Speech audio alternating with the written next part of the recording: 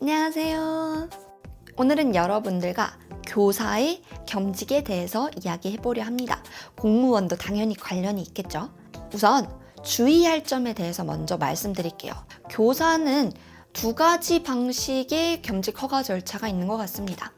첫 번째는 학교 안에서 겸직 허가를 받을 수 있는 경우가 있고요.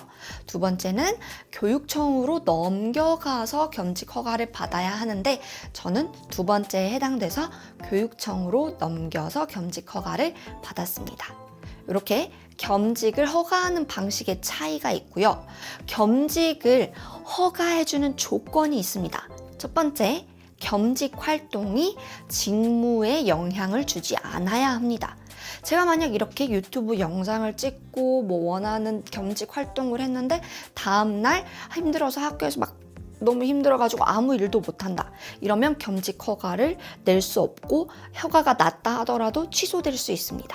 두 번째, 겸직은 수익이 발생하고 지속성이 있어야 신청을 하시면 됩니다.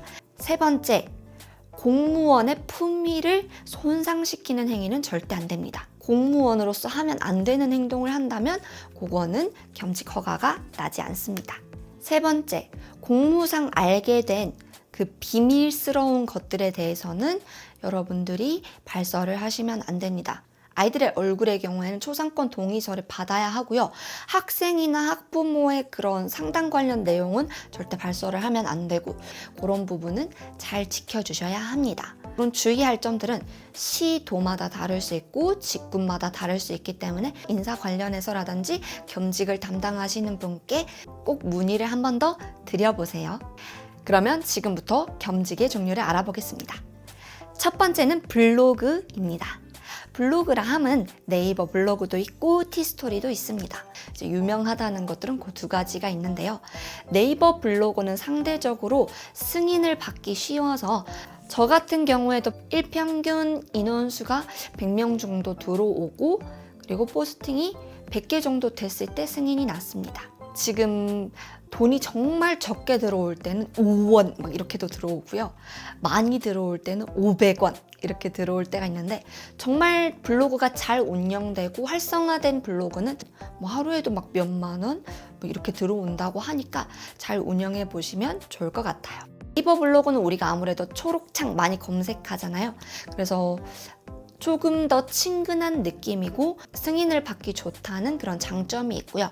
티스토리는 구글이고 다음이랑 관련되어 있다 보니까 아무래도 엄청나게 자주 접하는 느낌은 아니고요. 승인도 받기 어렵다고 합니다. 하지만 티스토리가 돈을 좀 많이 준다 그래요. 그래서 저도 지금 해볼까 하고 아이디만 만들어 놨습니다. 두 번째는 제가 지금 하고 있는 유튜브입니다. 사실 유튜브도 조건이 꽤나 까다로운 편이거든요. 유튜브 보면은 구독자 1000명이 있어야 되고 1년이었나? 하여튼 보는 시간이 4000시간이 넘어야 한다고 합니다. 근데 이게 생각보다 채우기가 쉽지가 않아요. 지금 현재 저는 수익이 나지 않고 있습니다. 구독자가 200명인가 300명 정도 되고요. 4000시간은 무슨 시간이 거의 없다시피 합니다.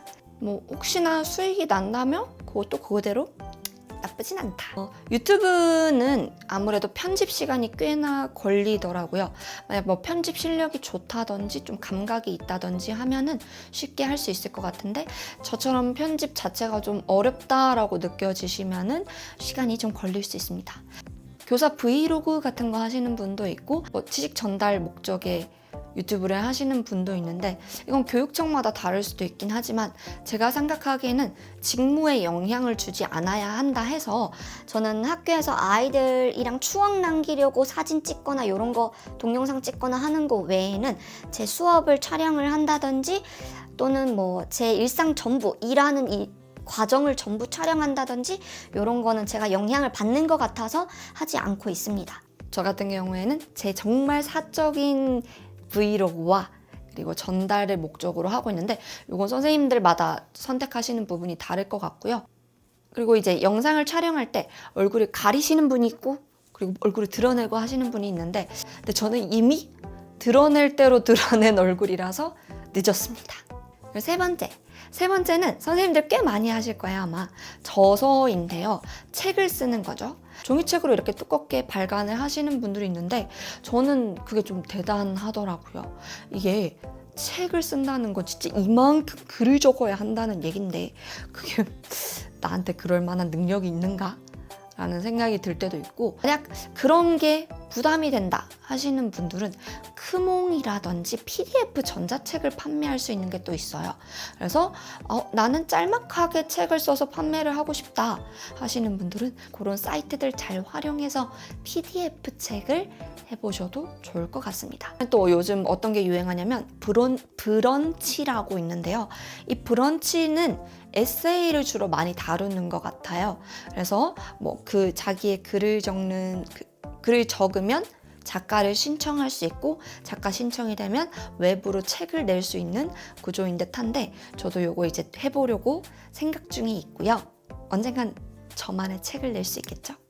이거 외에 좀 능력이 좋으신 분들 있잖아요. 그런 분들은 EBS 책이라든지 또는 교과서 집필이라든지 이런 걸 하면서 이런 원고료를 받는 경우도 있다고 합니다.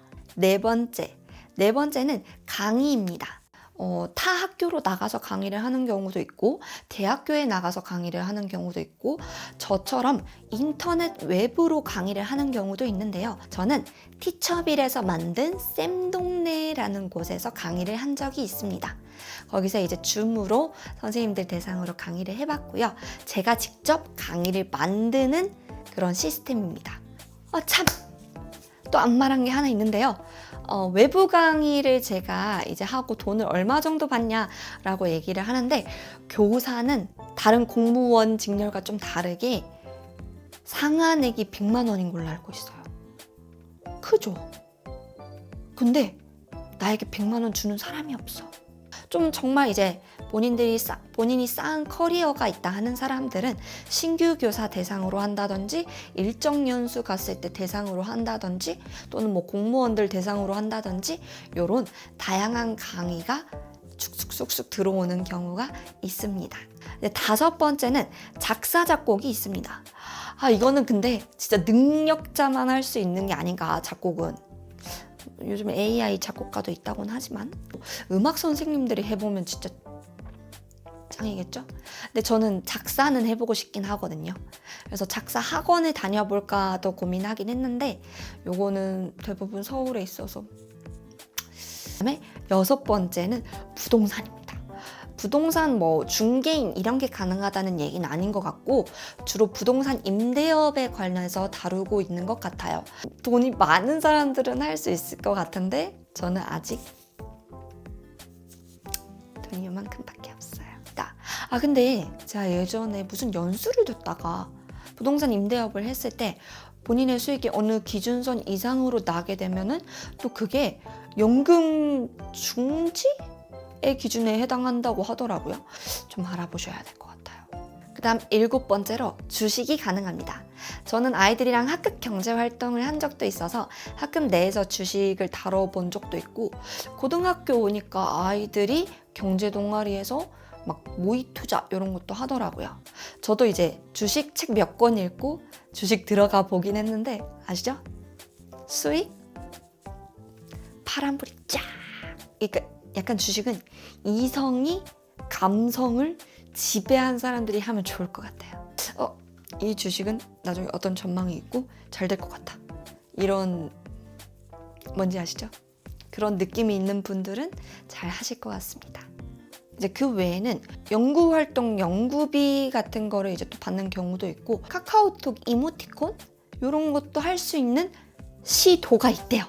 근데 우리 도에는 적혀 있지 않았어요.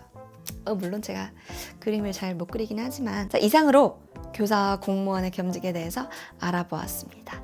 당연히 주의해야 될 부분도 있고 어려운 부분도 있겠지만, 여러분께서 이걸로 취미도 만들 수 있고 약간의 수익도 벌 수 있다면 그게 정말 좋은 겸직이 되지 않을까 싶어요. 여기까지가 공무원, 교사의 겸직에 대한 이야기였습니다. 여러분들 다음에 또 만나요. 빠빠이.